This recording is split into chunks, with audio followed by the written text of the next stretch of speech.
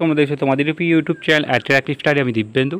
আজকের এই ভিডিওতে তোমাদেরকে একটি সরকারি জবের আপডেট দেবো। একটি হিউজ ভ্যাকেন্সি বেরিয়েছে বিএসএফের তরফ থেকে। এখানে হেড কনস্টেবল মিনিস্ট্রিয়াল এবং এএসআই স্টেনোগ্রাফার পদে ভ্যাকেন্সি কিন্তু বেরিয়ে গেছে। এবং এখানে বলে দিই, এই ভ্যাকেন্সিটা শুধু বিএসএফের তরফ থেকে নয়, এটা বিএসএফ কন্ডাক্ট করা হচ্ছে ভ্যাকেন্সিটা।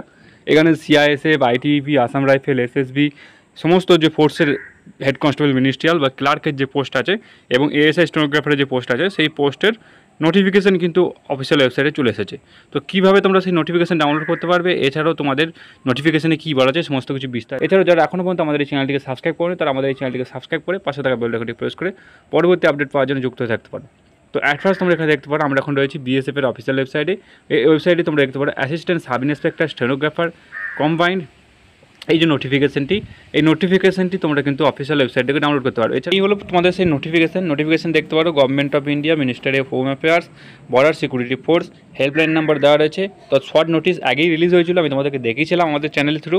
এছাড়াও দেখো detail advertisement for the direct recruitment of assistant sub inspector stenographer, এছাড়াও head constable ministerial, combined ministerial. তো এখানে এই যে সমস্ত যেই কম্বাইন্ড মিনিস্ট্রিয়াল মানে এবং কম্বাইন্ড স্টেনোগ্রাফার মানে হলো সমস্ত ফোর্সের এসএসবি, সিআইএসএফ, আইটিপি, বিএসএফ সমস্ত যে ফোর্সগুলো আছে 8টি বাহিনীর, সেই 8টি বাহিনীর ক্লার্ক এবং স্টেনোগ্রাফারের যে ভ্যাকেন্সি আছে, সেই ভ্যাকেন্সি কিন্তু এক জায়গায় করা হয়েছে এবং এক জায়গায় করে কিন্তু বিএসএফ কিন্তু কন্ট্যাক্ট করা আছে। তো এখানে প্রথমেই এখানে অনলাইন কবে থেকে স্টার্ট হচ্ছে, অনলাইন 9/6/2024 থেকে স্টার্ট হচ্ছে। এছাড়া অনলাইন আবেদন করা যাবে 8/7 অর্থাৎ 8ই জুলাই 2024 পর্যন্ত কিন্তু অনলাইনে আবেদন করা যাবে। আবেদন করতে গেলে তোমাদেরকে এই বিএসএফের অফিসিয়াল ওয়েবসাইট থেকে তোমাদেরকে কিন্তু আবেদন করতে হবে। আবেদনের লিঙ্ক ডেসক্রিপশন বক্সে দেওয়া থাকবে, সেখান থেকে তোমরা কিন্তু আবেদন করতে পারবে।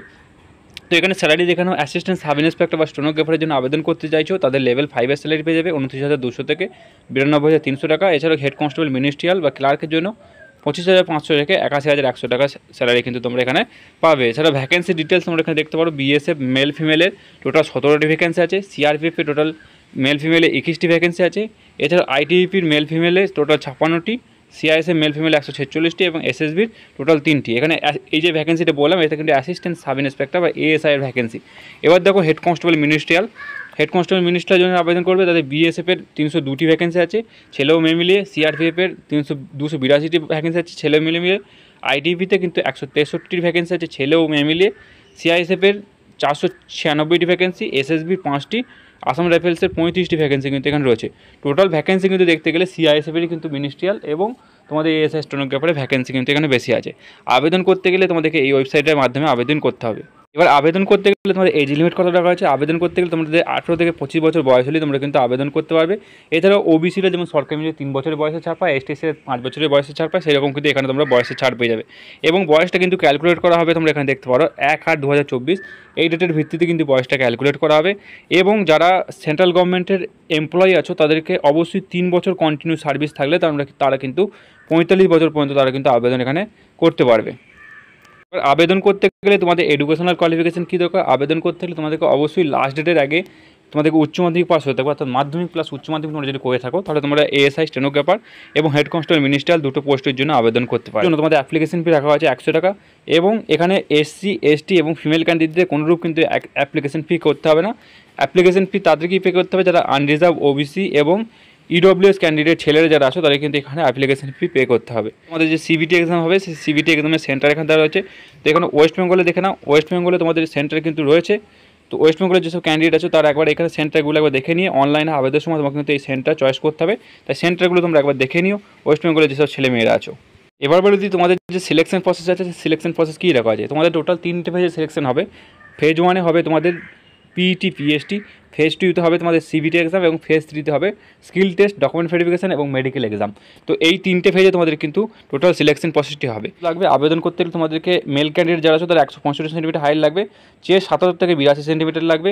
এবং মেল ক্যান্ডিডেট যারা গোর্খা, গাডওয়ালিস, দারোগাস, কুমারিস বা নর্থ ইস্টের ক্যান্ডিডেট যারা আছো, তাদের 162.5 সেন্টিমিটার এবং চেস্ট 77 থেকে 82 সেন্টিমিটার কিন্তু লাগবে। সিমিলারলি এসটি ক্যান্ডিডেটদেরও কিন্তু 162.5 সেন্টিমিটার হাইট এবং 76 থেকে 81 সেন্টিমিটার চেস্ট হতে লাগবে। ফিমেল ক্যান্ডিডেটদের 155 সেন্টিমিটার হাইট লাগবে, চেস্ট নট অ্যাপ্লিকেবল।